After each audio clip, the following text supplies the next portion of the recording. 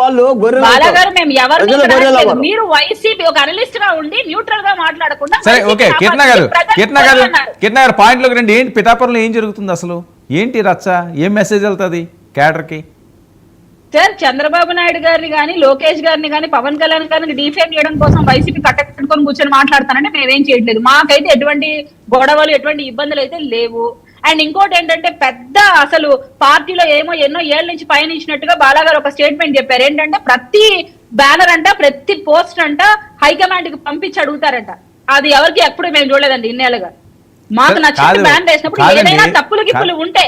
కీర్తన గారు ఇక్కడ ఏంటంటే అది వేరేగా మెసేజ్ వెళ్తున్నది కదా, కాదంటారా? మీరు చెప్పండి. ఇదిగో ఆవిడ బయట ఆవిడ వాయిస్ ఒకసారి వినండి. అది ఎందుకు అంతవరకు ఎందుకు తెచ్చుకుంటున్నారు?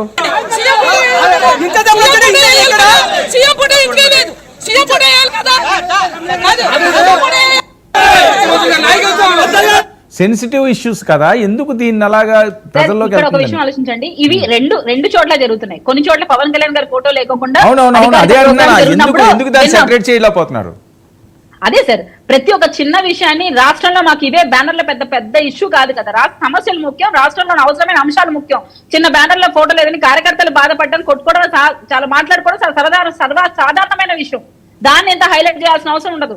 కొన్ని చోట్ల జగన్మోహన్ రెడ్డి గారు ఉన్నప్పుడు వాళ్ళ పార్టీలో కూడా జరుగుతాయి. దీన్ని ఎంత హైలైట్ చేసి అదేదో పెద్ద రాష్ట్ర రాజకీయాల్లో కీలక పాత్ర పోషించే అంశం లాగా ఇక్కడ డిబేట్ పెట్టి దాన్ని డిస్కస్ చేయడం అనవసరం. ఒక నిమిషం కీర్తన గారు, రాష్ట్ర రాజకీయాల్లో కీలకం కాకపోవచ్చు కానీ పవన్ కళ్యాణ్ గారి నియోజకవర్గంలో కీలకం, అది మర్చిపోకండి. పవన్ కళ్యాణ్ గారి నియోజకవర్గంలో జరుగుతున్న అభివృద్ధి గురించి మాట్లాడండి. అది ప్రజలు తెలుసుకోవాలి.